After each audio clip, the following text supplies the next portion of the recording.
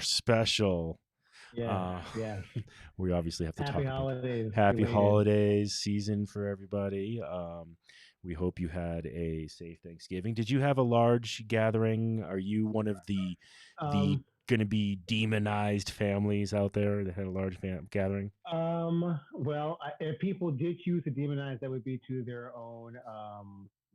It would be a mistake on their Sure. part. Do not demonize anyone. Right. No, there were probably about 10 of us. 10? Um, Okay.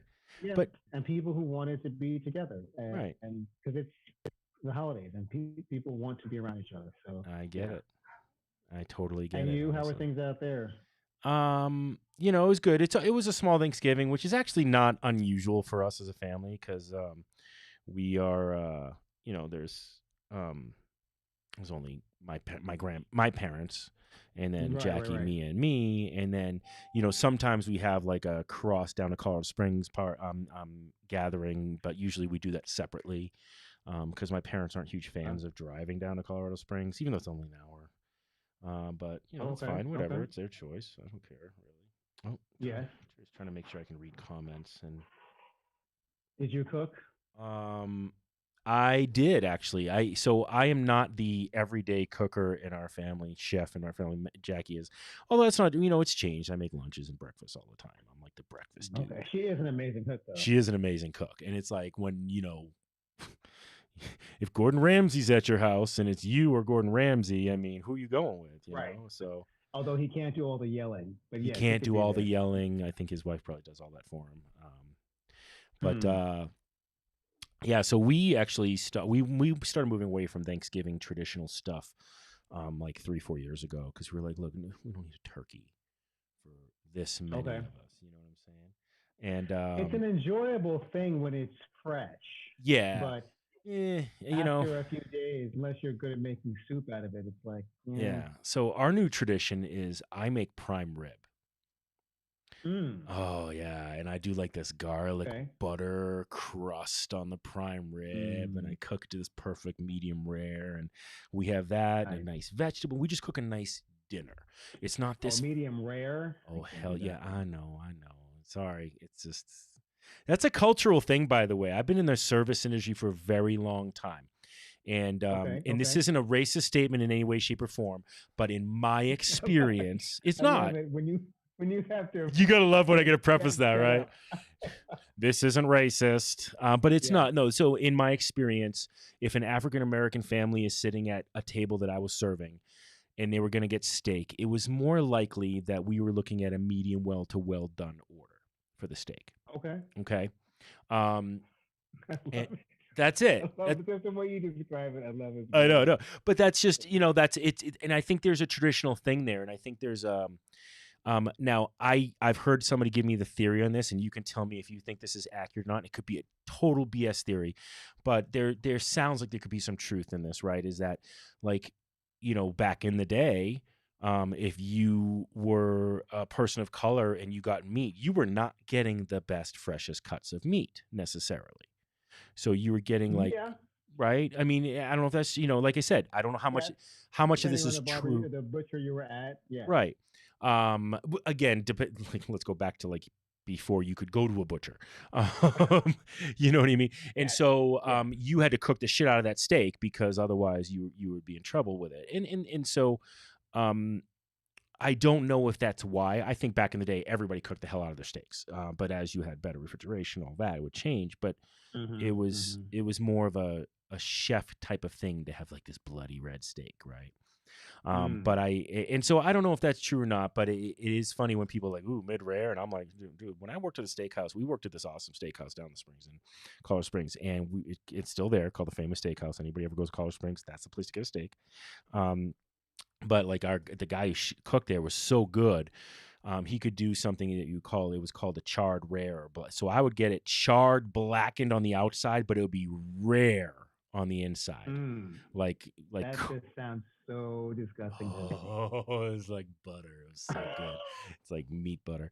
And so Oh, yeah, it so sounds if like a hospital visit. it does, but it's not. So anyway, so yeah, we did a nice prime rib, and that's kind of been our tradition for the last few years. And Okay. and I'll tell you, all of the crap that goes along with Thanksgiving, like the tryptophan sleepiness, and like I've had like 7 different side dishes of carbs, and like all Yes, that, like, yes. that like I'm bloated, and none of that anymore. It's just like, wow, Mm. we had a really wonderful dinner. That was a great meal. We enjoyed I it. kind of don't mind the overload, Yeah. though I Okay. 100% agree with what you're saying. Yeah. We don't need it. But it is sort of I pretty much feel like from Thanksgiving week, right? So beginning earlier in the week through January 1st or 2nd, Hmm. people should just let themselves eat whatever they want to eat because there's going to be an abundance of food everywhere. Yeah. Yeah. Well, again, Just, when you have just 10 eat. people and everybody's bringing a dish, yeah, you Right, are. When there's right. 5 of us and only 2 people are kind of cooking stuff, we're able to keep it a little more. But I think that goes to a larger discussion of Thanksgiving now, because Mm-hmm. there's this movement, and it's been going on slowly, where there's a lot of people that are like, "Fuck Thanksgiving," right? Mm-hmm. Mm-hmm. Because of what it is. It's almost, it's not the biggest lie in our culture, but in a way it is, right? It's kind of like this collective, like, um what's the word I'm looking for? Denial of our history. Oh, or just not even knowing our history. It really is not even knowing. A lot of people like will believe that the whole Pilgrim story is absolutely the truth. Yeah, I mean, I feel like those people are the people who truly disbelieve it are few and far between. But there's a sizable number of them. But Hmm. there's a greater number of people who know that the whole thing is complete bullshit and go along with it anyway, Hmm. for however it benefits them. Hmm. Uh, not doesn't have to be financially, but it benefits them in some way to continue to go along with this. Like here's an example. Right. So, and yeah, I'd be curious your viewpoints as a person of Italian ancestry. Okay. So last summer, when all of these monuments were coming down all over the country, right? Confederate Hmm. monuments. Oh, I know what you're gonna say. Go for it. Yeah. Okay. Hmm. Well, at some point, they were asking Governor Cuomo about it, and he was in favor of it because of how he understood that it was how it Hmm. was offensive to people and how it was a negative representation, so forth and so on. And then Hmm. someone asked him about the statue of Columbus, and he said, "Well, no, that's part of the importance of cultural history to Italians, and that's a different conversation." But it's all within the same conversation. It's Columbus was not absolutely. a Absolutely. Confederate, soldier, but Well, it's in the same family. he now, correct me if I'm wrong, but he never actually landed on the mainland of. He didn't know where he was going. Didn't know where he was going. I mean, He nobody knew where they were going. To be fair, but he left it. Yeah, but he let look, nobody knew where they were look. going. I'm fine with you having the balls to go across the ocean when you thought the world was flat, Right. Yes. and you great, but you got to the West Indies, which we still call the West Indies because of him, which is still funny, right? Because I So love what, many of like, these things. shouldn't you be like, hey, what do you guys call this place? It's like, isn't that the Imagine ultimate? that. Imagine that, like, Imagine what do that. you call this land? It's your land. Yeah. You're here. Yeah. Like, I just like the European sentiment, and we have that European sentiment of like colonialism, right? Um, Yes. more We are than the no, well, not me, but we are well, the not me, but descendants of them. we are, and I mean, obviously the British Empire was fucking horrible.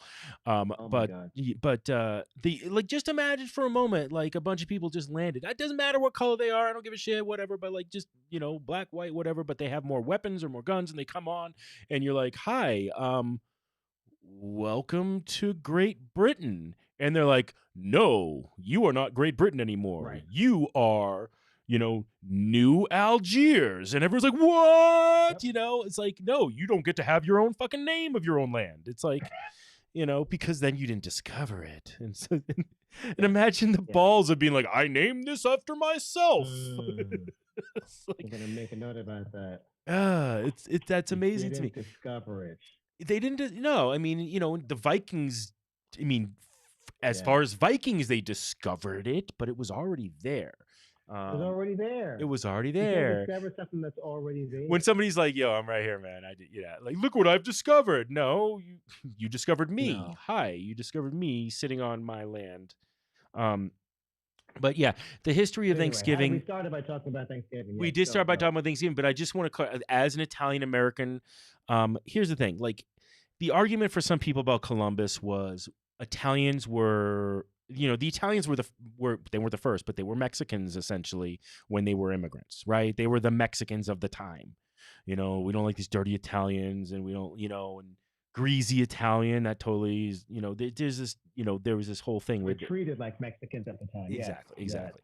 Um, and they did the same thing. Like, I mean, you gangs, we call them gangs now. They were the mafia back then. It's and just different names for the same stuff. Maybe better organized. I don't know, but that's not that's not the point. The point is Christopher Columbus was like a point of pride for the Italians when they came here. It was something they could like point to. And when Columbus Day was like officially a day, because I don't think it didn't happen until the Italians were already here.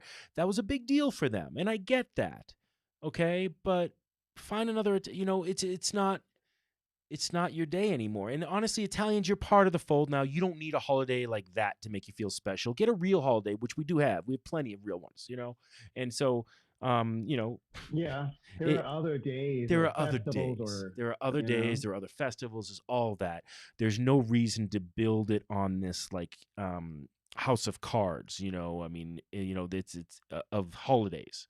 and Thanksgiving. I don't even think Thanksgiving is um yeah, what I think Thanksgiving is Mhm, truly is mhm, how is a it's a people know it as a time of year mhm, in the last week of November mhm. where you get together with family and friends for food and to hang out.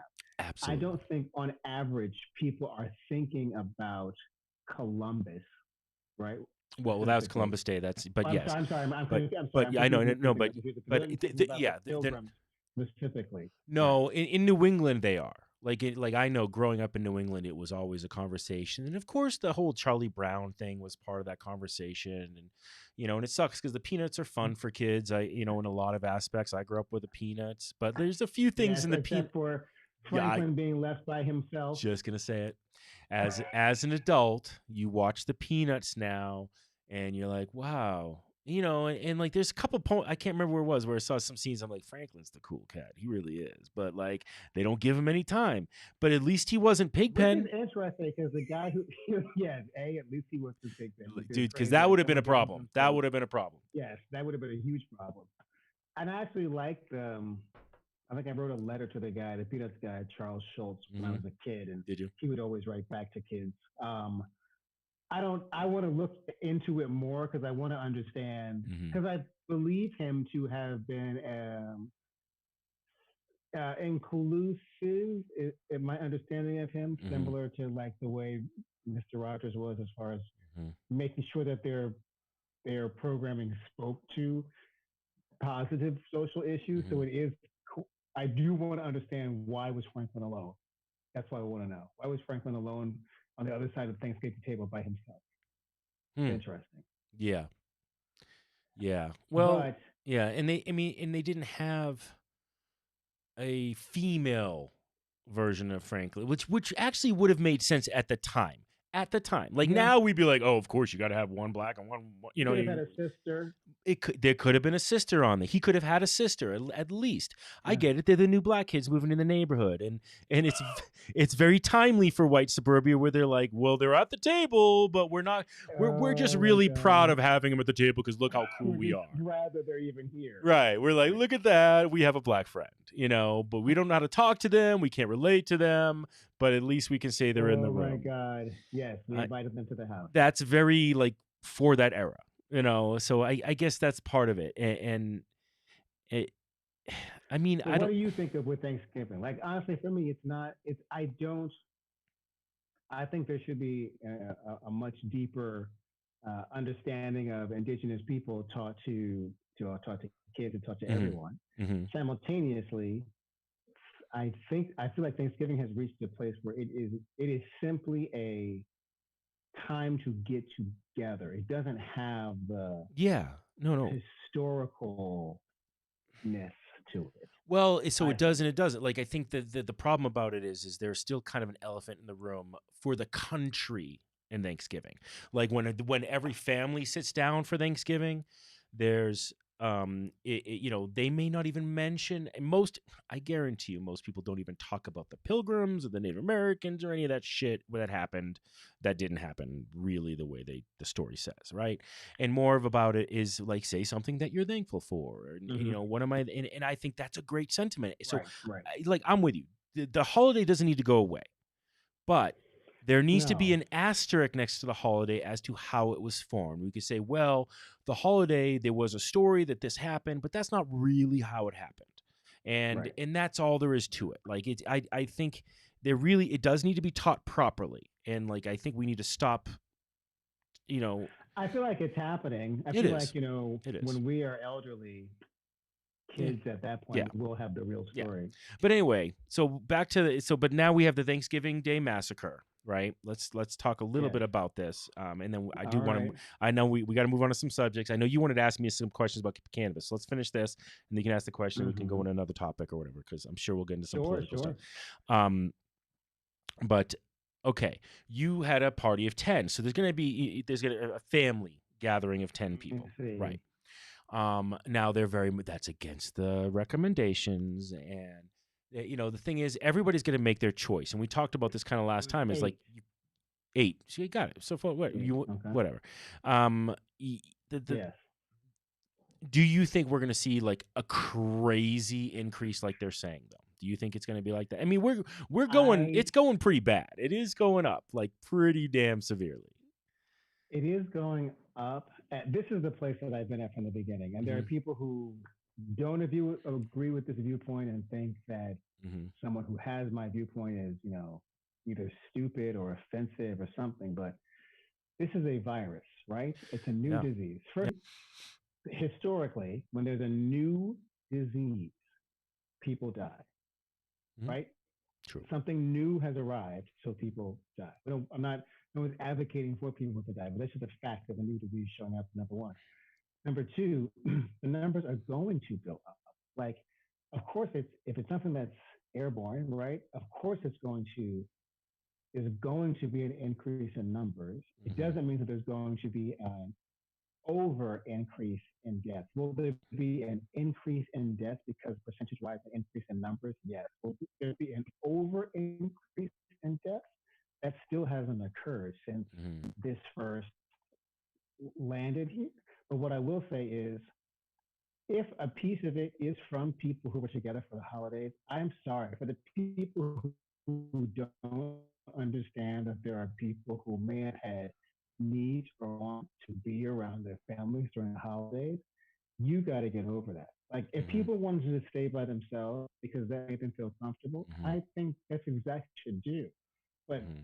you don't know what other people's reasons may have been for getting together. So I think there may be an uptick in numbers, but I do not think that it's going to be as calamitous as they're Hmm. making it sound.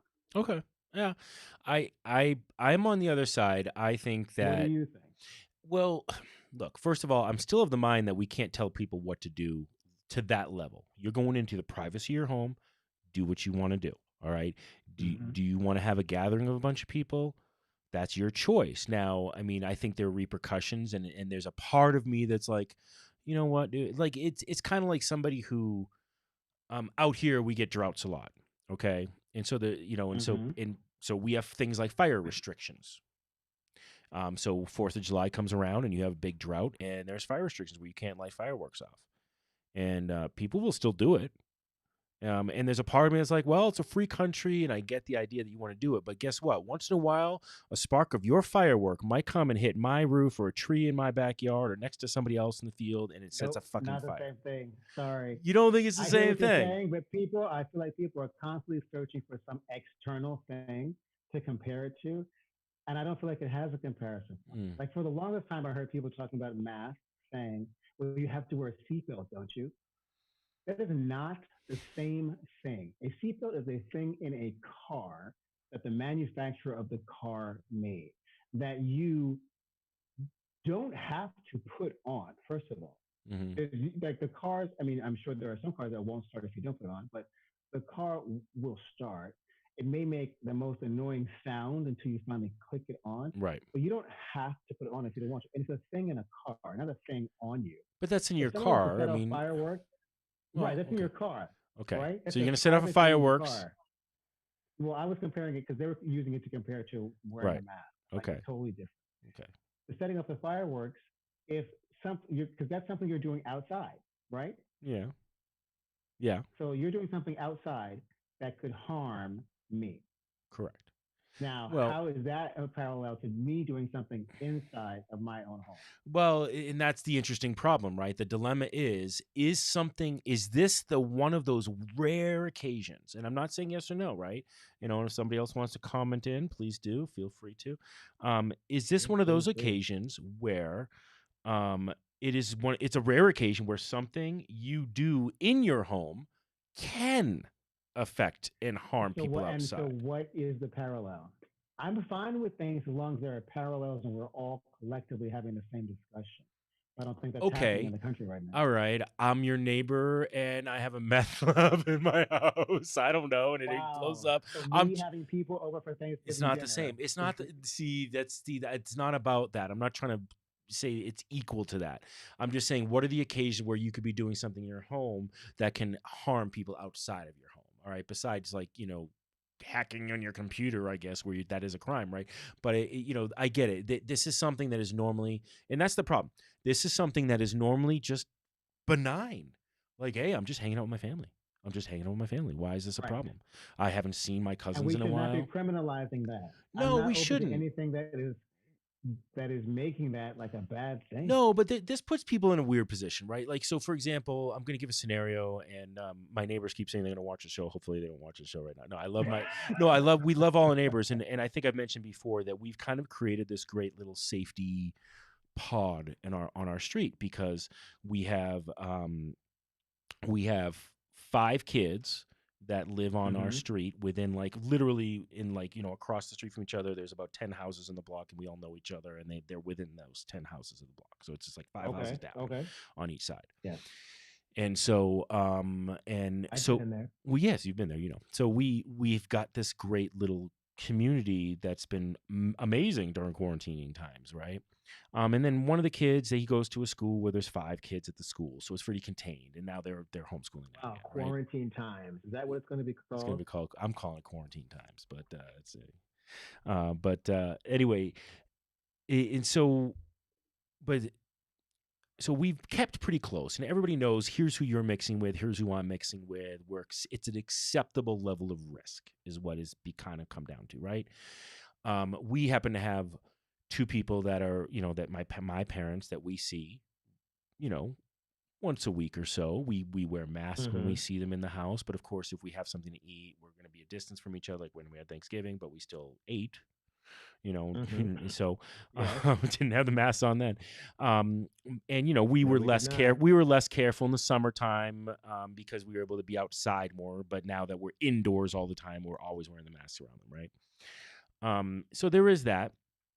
And then, but they are at risk. My dad's 80. My mom has respiratory issues already. So they're kind of in that like, if you get this, it could be really bad for you. Could not be, but it could be. The odds are worse on their favor. If they go to the casino, they have more likely chance to lose at this, right? And so there is Okay. that.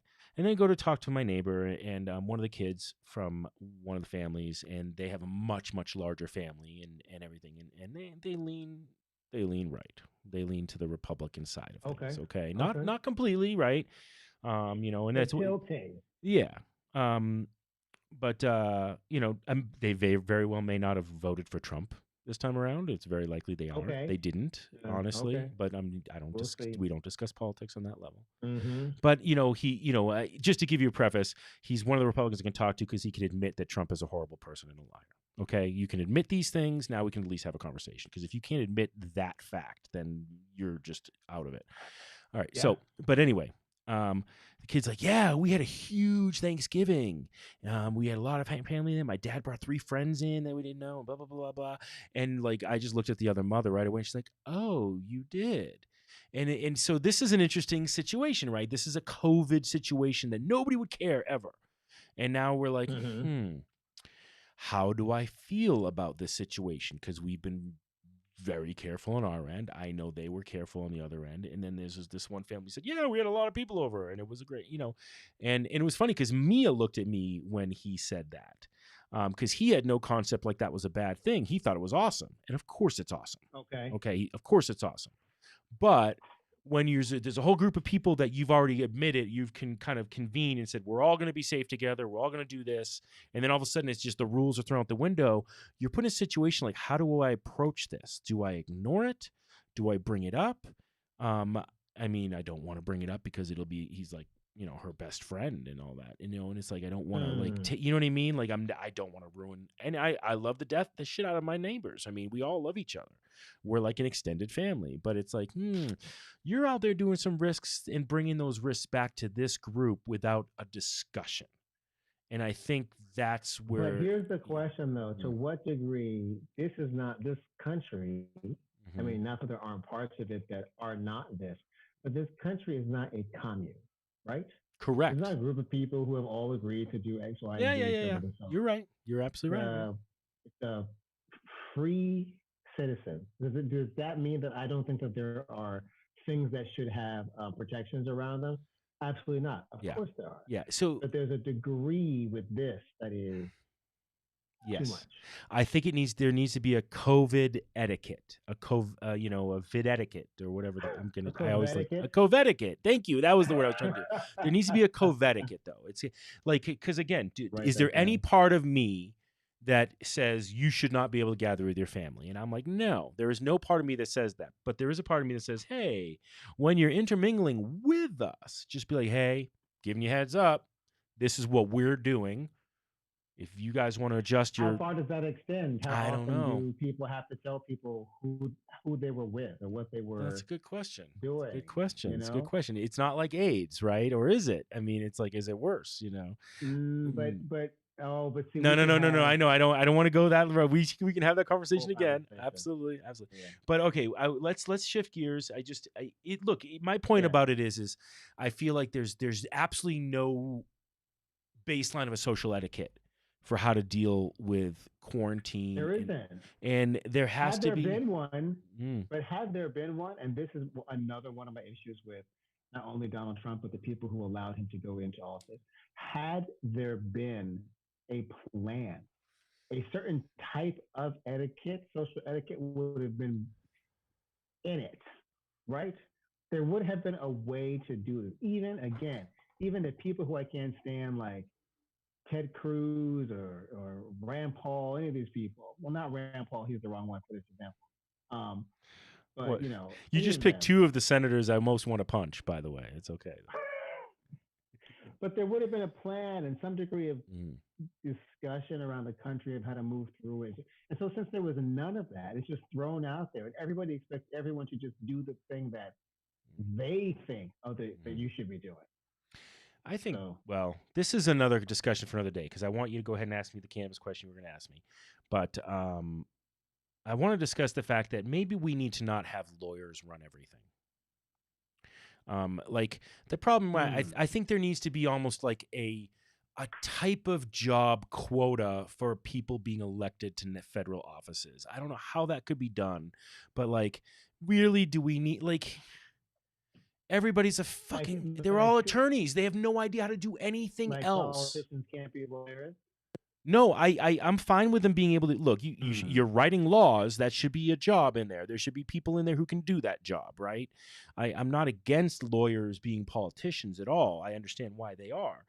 But I think there's a problem when you start going, wow, I'm running this really complex country that has a lot of people working in it and all these. And it's like, so is there anybody out there who has any concept of what a plumber goes through or any small business owner? But there are, but we're not as a country. I think we actually were like during the aspects of our parents' childhood when our parents were elementary school kids. where there was a push for a type of education in the country that you would grow up knowing about civics and politics and how Well, to do civics, things and yeah, you be involved. yeah. And that is gone. If we get that back, there could be more people in That's a Congress no, who, no. And that's you been a know, problem I've had a long time is the civics issue, right? Because you have a lot of people who, I mean, we now have, there is a person who just got elected to the House or it was either House or Senate, it's a Republican, and they didn't understand, they didn't know what the three branches of government were. wow. See, that's what I'm talking about.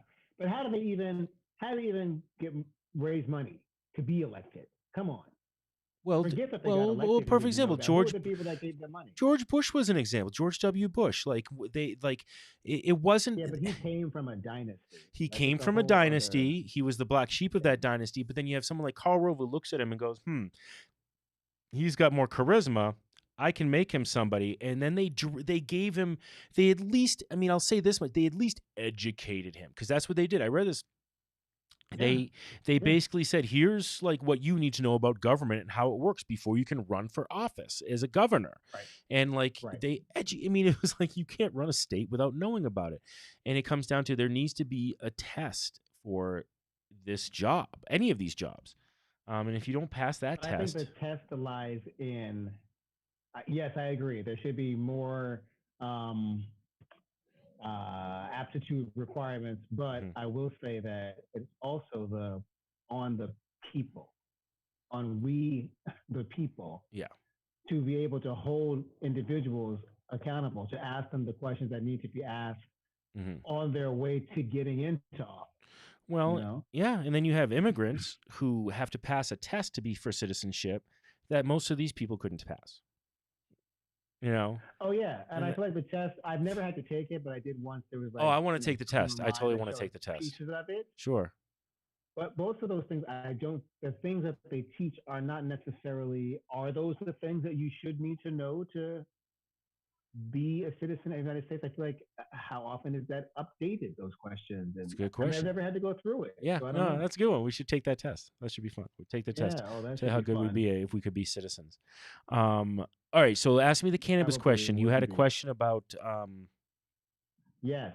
go ahead. So, do you believe, right, Mm-hmm. that it is inevitable? Because I hear, a lot of people who talk about, new industries that will exist in Mm-hmm. the future and Mm-hmm. green industries and how what I feel people talk about sort of like a kumbaya world where Mm-hmm. everything will be, rosy. Um, that there will one day be just you know, what did we say before? The Amazon or A Walmart of weed. The Walmart of weed. Or It's Budweiser, the Budweiser inevitable. version. That's a common Yeah, term that people that say that becomes a big company that I don't know is one day caught up in embezzlement and scandal. Like it's a that's um how I think. okay, and so So and that's a really good question. It's a very common question, so I'm happy to answer straightforward. this. I'm happy to answer. This is all based on opinion. I mean, some fact of what we've seen. I do want to mention though that because I want to make sure we always notice our comments. Carolyn Davis did say she thinks they should have shown somewhere in the past some connection to the community, some type of community education or servant. She was talking about our conversation about people who are public servants in being in politics as opposed Yeah. to just being an attorney, and that's an absolutely awesome like prerequisite, by the way. That's a really great way to put a button on the issue. Is really doesn't matter what job you come from if you don't understand how to like have a connection to the community and like the problems within the community, which is one of the reasons why I think Barack Obama was an awesome president, is he understood those kind of things on that He level. was decent. Well, his legacy is going to I don't show know that that I he would did say. a hell of a Don't know lot. that I We'll, would say we'll awesome. get it. But I would say, Okay. Well, I mean, the bar has been set pretty low now, so oh, the bar. There is no bar all now. right, all The right. bar is I know. is Joe a just monkey not doing freaking backflips. out. Uncle Joe there, or we should say Grandpa Joe, for just not freaking out on the podium when he's asked a question, is the bar now. Like he's an awesome president because he could do that. But all right, so let's go back to your answer to your question, Canvas. So let me try to frame the question that you have. So the question is, Yeah. correct me if I'm wrong, do I think Is it inevitable? is it inevitable that we're going to have the Walmart of weed that's going to fuck up the Yeah. rest of the industry? Yeah. Yeah. so Yeah. here's what I think. because we are in a society right now. I just lost a visual of you, by the way, Rob. Oh So yeah, I'll be right back. okay, cool. It Because happened on my. It's purposeful. Go ahead. got it. So because we're in a like unfettered, I would say, free market capitalist society, right? Like I'm fine for capitalism. I believe that there's a social capitalism that can exist, depending on what kind of industry you're talking about. And it already exists right now anyway in a lot of aspects. But because of the way it is, yes, there's going to be somebody who's going to come in and do that and create a whole bunch of cheap weed and like do it really, and it's going to be probably subpar. And I don't think Walmart's the best way to look at it. Even though I use that analogy myself, I think a better way to look at it is go by a brand. Like if you're talking about alcohol, and it's just an easier one to kind of Mm-hmm. do it with. So just like anything, you're going to have your premiums, you're going to have your lower grades, right? You're going to have the cheap 6-pack of beer, but that's kind of where that comparison ends. So like I think there will be a Budweiser weed. And I think what we're going to find is a lot of times those Budweisers of weed are going to fail. I really believe there's a good Mm. point of that. And maybe I'm about to change my mind as I say this, but it's not that there won't be a Walmart of weed, a Budweiser of weed or anything like that. There's absolutely going to be. And there is already, really. Um but the difference is it's inherently Mm-hmm. different because it's not alcohol. Okay.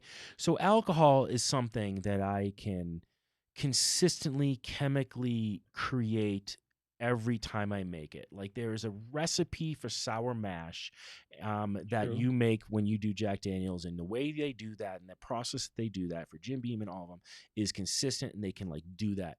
You can do that with cannabis, but not with flour. So it becomes like this Mm. divergent Right. conversation now where you can say, so for concentrates, can you do that? But the thing about it is, and it boils down to concentrates, it boils down to edibles, and it boils down to flour specifically, because that's the core, like that's where it starts from, right? Right. Is bad weed, while cheap, means I need more of it to get the desired effect I want. And that's what it boils. Okay. And good weed, Okay. while maybe more expensive, um, that high quality bud gives me a much better experience. All right, and in a way Mm-hmm. where like so here's the thing that's funny about that, right? Because it's just not all created equal. Like if I have vodka, and that vodka is, what is it, like 80 proof or something like that, 40% alcohol, right? So let's just say it's been a while, but like let's say it's that vodka is 40% alcohol, but it's like cheap well vodka. And then here's this beautifully potato distilled, amazing, like clean vodka that is still 40% alcohol. This one is going to get me just as Mm-hmm. drunk as this one. Now, the hangover might be different. The experience of drinking that Okay. might be different, Okay. but I'm pretty much going to get just as drunk because it's the exact same amount of alcohol. It doesn't work that way with cannabis. Okay. Right. It's different. It is. So what it comes to, but it also comes down to that cheap weed is usually not going to be at the same percentage, not the proper balance. And it comes down to also, ask somebody on weed, they're going to give you way too much of an answer. But like what we've discovered on cannabis is that it's really a lot more about the terpenoid profile mixed with all the cannabinoids in there. And the terpenoid profile is the different aromas. Okay, Mm. essentially, Okay. to just so when you smell lavender, it gives you a specific effect because of Yes. aromatherapy. Well, it's the same thing, and these terpenes exist in everything, so it's not just cannabis. But for some Mm-hmm. reason, there's something just incredibly magical about like strong terpenoid profiles in cannabis leaves mixing with that THC, that to me creates a very differing effect.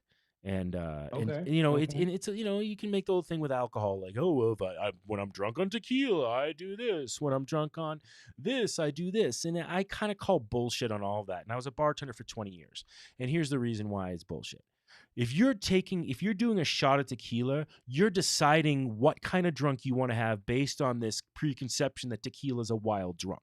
That's what you're getting into. It's not like you accidentally did shots of tequila and you're this calm, mild person. You go wild because of the tequila. Right. All Right. right. It's the same. Right. So like it's the mindset of whatever you have when you go into it is going to dictate that with the alcohol. On the cannabis, it can be a little different. It can be a little bit of that, absolutely, psychosomatically, but like that terpenoid profile is going to change things. Now, let me back up now because this is like, wait, we just went from is there going to be a Budweiser weed to me going deep into like terpenes and shit. And I mean, The terpene not even subject, that yes. deep, by the way. I just scratched like a little surface. There's other people that will go crazy deep. But just to give a broad understanding of this stuff, I'm much better at talking to the, in layman's terms to everybody on this. And so I'll let the experts on, the real experts really get into it later. But essentially to grow that kind of weed takes a lot of care, takes a lot of time. All right. It's going to cost a little bit more.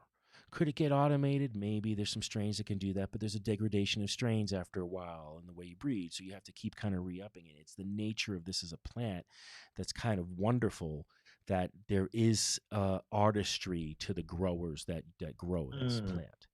They're really, and there is for people who grow, like the expert botanists who grow tomatoes and like orchids in a special way and do breeding like that. Right. Those people grow great weed too when they get into this thing, when they learn about it. So, they do. And so there's more to it to grow good bud is what it kind of comes down to. Now, can you create an edible that gets you high and it's the same kind of high every time? Well, kind of, and yes and no, because there's a lot of things that depend on it. And that, there's a lot, just like alcohol, though, it can be, what did you eat? What did you have for food? Is it something that's going to activate the THC more? Is it going to cover it up?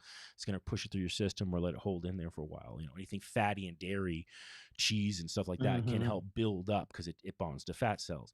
And so there's all these things that go along with how you grow it. But so here's what you're going to have. You're going to have these two schools of thought, right? And there's one already that exists of like, that's always exists. Like, I'm going to be this boutique guy. I'm going to grow really great bud.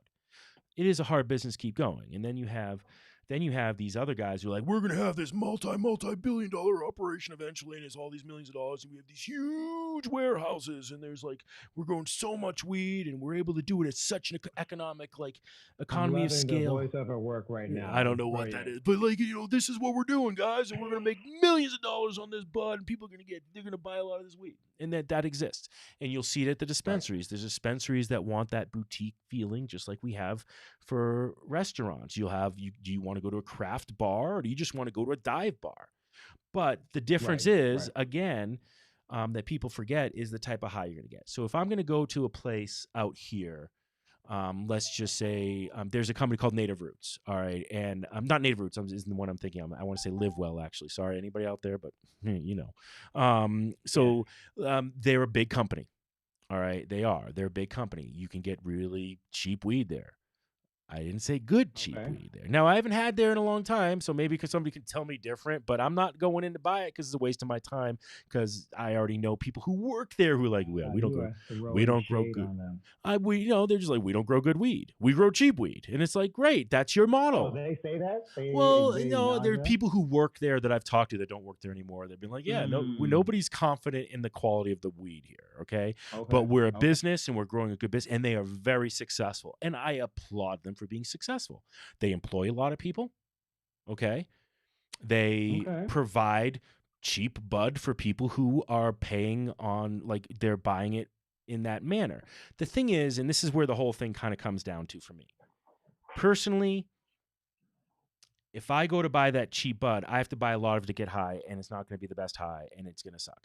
Or I could go somewhere else where it's a little bit more, and I know I'm getting really good bud, and I smoke less of it because I don't have to smoke as much of it.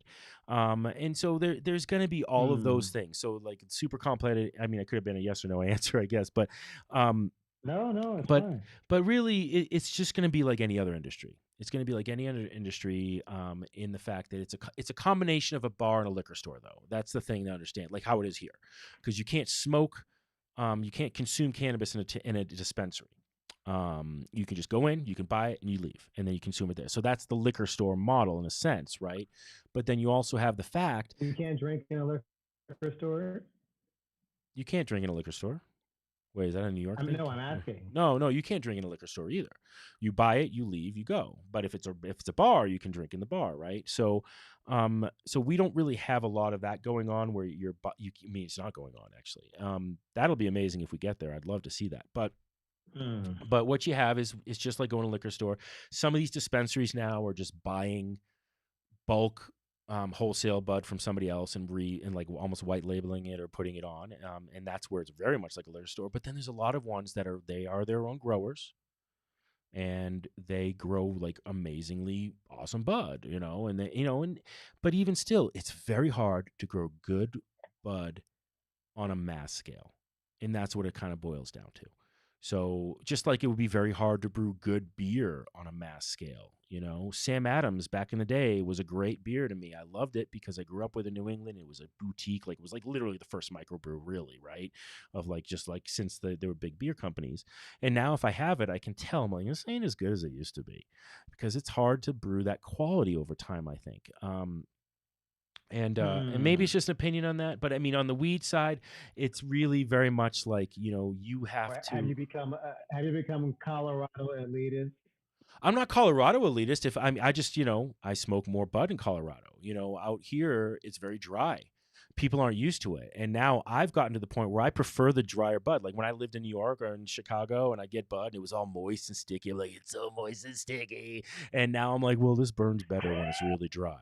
And it's really funny that that's become my opinion of it. Like, and of course, somebody from Mm. Oregon's like, we grow the best weed, dude, and they do grow good weed there. Everybody, look, if you're good, there's good growers everywhere. There's good bud everywhere. There's bad bud everywhere. And so I think it's just everybody's got the best shit though. That's like the number one line in the cannabis industry. Is Mm. everybody has the best shit.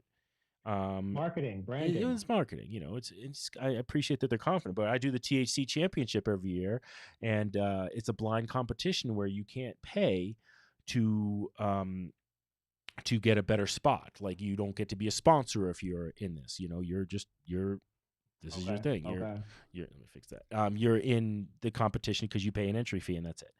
And so it's funny. So I'll go to dispensaries and they'll be like, well, no dispensaries I've named. Um, but I remember talking to people back in the day at certain dispensaries and they'd be like, okay, well, we're doing we do this competition. This is how we do it. It's blind. I don't judge on it. Nobody in my company gets to be a judge on it. All we do is tally the scores, and then who was the best, and blah blah blah blah blah, and go through a whole spiel of how we do this thing the right way because we do. And then they'll be like, well, can I be a sponsor? I'm like, no, I just said you can't be a sponsor of the event. If you're a competitor, you're a competitor. If you're an Olympian, you don't get to be a sponsor of the fucking Olympics. You're competing in the Olympics, and I kind of look at it like that. I'm like, Yes. and so Yes. they'll be like, wait, I can't buy first place. I mean, I can't buy a placement. Like, how much money do I have to give you to get a medal? Like, and like I've been asked this question multiple times, bro. I'm telling you the truth. Wow. That's Um, brazen. no, it's not. Well, okay. Mm. Here's the thing: when that quote is said to me, it's because there is an un kind of within the industry. There's a belief that the High Times Cup is bullshit. Okay. I'm Okay. so I want to be clear, right? In the statement I am putting out in the public, I am not saying it is, but there is a belief that is common with the industry that the High Times Cup is not on the level or What has you had not been on the heard level. was, Well, mm-hmm. because what happens sometimes or oftentimes is a big sponsor of the High Times Cup is also a competitor and they win or they get placement or they do whatever, right? Mm. And so that was actually how the TAC championship came about. Was after a High Times Cup in 2009, 2010, I can't remember. But it was in Colorado. Somebody came to me who was a client of ours, and they said, "This is bullshit. You need to do a competition. I mean, all the sponsors won, and blah blah blah blah blah." And they were like, "We need to have somebody do a competition that we can trust and believe in here in Colorado." And I was like, "Okay, cool," because I had good reputation. And I was like, well, okay, I've thought about doing this, but I didn't think we were ready as a company, to do it. But I could put something together if every other people want it. And I talked to a lot of clients. And they were like, yeah. And I was like, okay, I have no idea how to run a cannabis competition because only one company has ever done it that I knew of, which was High Times. Now other companies started doing it in a smaller scale. There's a big one out in California called the Mhm, Emerald mhm, Cup. mhm. But I went around and I just basically started asking the best growers and manufacturers of concentrates and edibles. I was like, look, if there was a competition that you thought was fair, that if it was run this way, like a certain way, you go, that person absolutely, or that team absolutely deserved to win. How would you want it to look? If you were competing edibles against edibles, how would you want it to be? If you were competing, your concentrate, your shatter against this person's shatter, how would you want it to be judged so that you thought it was fair? And the same thing for flower. And so I talked to like who I respected, I thought were the best in the industry at that time. Um, a lot of them were old school growers, of course, at that point, and they basically kind of broke it down like how they thought cannabis should be judged, and that's how I built it. And so I follow what they wanted, but like the way and I can't remember where we got on this tangent here, we were talking about the Budweiser thing, but yeah, there would be a lot of people who would win that other people said they didn't deserve to win. And I was like, well, that's fucked up, by the way, if they did deserve to win. Okay, let's just start there. First of all, if it is fair True. and it's completely fairly done, then you're doing a disservice to these guys, right? And so there had to be a way to do it. Unfortunately, the way to do it was to make a lot less money doing it because they had to pay you an entry Mm. fee, and then they couldn't be sponsors, and that's where you could get all these money. So they did these festivals, but we designed it in a different way. But the thing is, to go back to that, is I would go to these other places. We have the best bud, and we'd be like, okay, well, here's our competition, and they wouldn't do it. And those are companies that are more of the Budweisers of weed, right? They want people to think they have great stuff. But if they had to Right. put it, if Right. they had to do the Pepsi challenge, they wouldn't do it. Pepsi challenge. Yeah, it's the Pepsi challenge. Remember, that dates ourselves, right? Pepsi challenge, Wow. the Pepsi challenge. But so again, like I love that one question turned into like me talking for like 30 minutes about random stuff in the cannabis spot. But that's how it goes. No, it's important things to know. Well, these are It's important things to know. to So again, what it's going to come down to, honestly, is what kind of a weed smoker are you? Are you going to be the guy who wants Mm. do you want to smoke 10 joints in a day, or do you want to smoke like a couple of hits every few hours? You know 10 what I in a mean? day. My lord. Dude, there are plenty of people who do that. And they'll do it on the high quality stuff too. I mean, I kind of purposely have Slow day. over the years, Robs, I've purposely kept my tolerance low. And that's one of the things I love about cannabis. You can do that. It's just like, well, I'm only going to smoke so much. And then it gets to a point where I notice, okay, slowly, Yes, I feel but I like, can't imagine smoking 10 a day. well, again, if it's like It just seems excessive, that, right? well, For it's me, so 10 would be it's way too much. excessive on the What do you think should happen? I should just put my glasses on. I'm all squinting over here. Yes. What What do you think should happen to all of those in jail, especially blacks and Hispanics, for small amounts of marijuana? Oh, look, I believe in anybody who has been jailed of a non-violent drug offense. Yeah. Should be they should be expunged and let go. And honestly, if Trump we were going to talk about pardons, by the way, and of course we didn't get a chance to. I'm sure more is going to come out about pardons. If Trump really wanted to throw, like, if he wanted to like show, because he's not going to do it because he cares. Let me start there. I get it. He's not going to do it because he cares. Oh no, because he doesn't care about anything. But what if he did that pardon? What if he did that pardon? All nonviolent drug offenders can go free.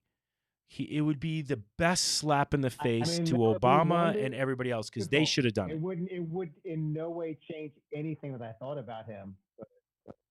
Correct. It does. I mean, just because, I'm glad it happened. I mean, but so to answer the question, it's anybody of a nonviolent drug offense their records need to be expunged, they need to be set free, and there needs to be some kind of a system put in place to help them in that process. Yes, they should be let go. But there is going to be, I mean, also the moment we're living in right now, where there are no jobs too. That's the other piece. So you should let those people go. And now where are they going to work? Well, and again, this is this is where we could turn this into a very long conversation, right? Because I think this leads into the conversation of we need a New Deal. I mean, we do, because, and there's times when this idea of saving money and paying back a debt happens, just like in a household, right? Our country is a household right now. our country needs to take a second mortgage out on everything and fix the leaks and everything that's going on, and then down the line we can pay it back because we fixed it up and made it more valuable. Mm-hmm. It's that Mm-hmm. simple. And like, Yes. and the Fed has put it down to like 0% interest, literally. So it's like somebody's loaning us money for without any interest. I mean, it's like they're literally like, take the money and just pay us back later. You're not going to owe us more off this money, but you need the fucking money, otherwise your house is going to die. It's going to burn. So it's and I don't understand why that we're not having that Yes, we have conversation. so much infrastructure work right now. I was just saying this to a friend of mine this morning that Mhm. we don't, while we may not need the scale of public works projects like we did in the 40s and Mhm. such, we do need some degree of it again, though. Yeah, You could putting people to work doing fixing roads and bridges, and we have bridges collapsing all over the country. I know, it's ridiculous. It's like, Like, come on. and so I mean, that's the thing. That's jobs. That is jobs. I'm not saying that everybody who's a nonviolent drug offender needs to be going to No, but if we're going to be legalizing, if we're going to be legalizing marijuana, and they're going to be a bunch of, oh, I'm blanking on his name. It's driving me crazy. He was a Senator our John. oh, Oh, dang I it, can't our remember his video name. just But ended. Our video ended. oh, Oh, really? yeah. Wait, hold on a second. Let me see something. That might That's be just interesting. I had noticed that it had paused before, but I didn't think see that it something. had Let me refresh. Maybe it did that. fully Yeah. ended. Um, I will hold on for the I think we're technical rolling. I think we're still rolling. difficulty. Yeah, I don't know. Let's just finish this up then really quickly. But Yes. like, look, I think we should have this. This is going to be a further conversation because infrastructure is going to be a big thing that we need to talk about. But Yeah. if we're still going out there, we've talked about this a little bit last time we were on, where I was like, I'm a futurist, man. Where are fucking bullet trains? Where are like Oh these? yeah. I mean, where are Yeah. We these could be like? doing all of that. We could be crisscrossing the country in new ways. Amtrak should not have a monopoly as the only Mm, mm. train. Well, I Like, agree with come that. on. I agree with that. But this is that time when government makes a difference, right? When government steps in, we're in the cycle, and everybody just needs to accept that shit. Hopefully, that this is the time that government makes a difference. And don't wait for the private sector. If we keep waiting for the private sector, and if we keep working on like the Mitch McConnell timeline of getting shit done, which means don't get shit done, we're gonna be Exactly. like, you and I are gonna be like, hopefully we're sitting like, we're 70 years old Yes. now. We're like 20 years from now, over 20 years from now, and we're still Yes. living with the same Over. type of infrastructure. We're like, what the fuck? All right. Like, Mm-hmm. where is the Mm-hmm. new shit that we like? Yes. Where is my Jetsons house that I was promised? And I don't need Jetsons. I just give me I really don't need something. Jetsons either. Give me something. Just show We me that. should be, Yeah. Come on. that we can actually. There are things we can do. We can put people to work. We can create new things. Like, Yeah. we just need to get it rolling. That's what it is. We just need to get it rolling. I think that's what it is. This show is still going on, by the way. I think it's just a second episode Oh, now. good, So good. anybody, yeah. Anyway, um, Well, we are winding down on time, we are. but we got to bring up something for 1 second, and we'll Please come do. back to it later. Please do. Because you brought it to my attention. Oh my Um, God, we didn't want to. I wanted to totally talk about it. Holy shit, I totally forgot about Eric Clapton. You're right. Bring it up. Bring it up. Go ahead Eric and say- Clapton. Eric Clapton. Yes. Well, you're the one you saw the article about Well, the statement he made in a concert in the 70s. Or okay, something? so here's the thing though. So, and we're gonna say the story again because how many people are gonna come into this and watch the end, and I want to tell the story. Yes. And it's just, love my brother to death. My brother lives in Georgia. Him and his longtime girlfriend Stacy, they're awesome, love, and they are on the more careful side of the spectrum when it comes to COVID. Like, they're very careful, they're very smart. Like, if I was gonna have dinner with somebody that I hadn't seen in a long time, I know I'd be trusting them because they don't go out. But he cracked me up about something, and I get it. It's very liberal statement to make.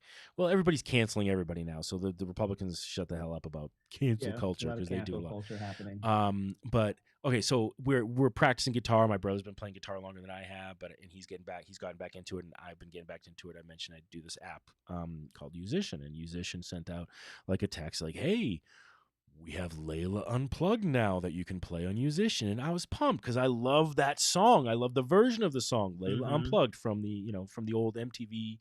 MTV Unplugged. Yeah. Unplugged. Thank you. Yes.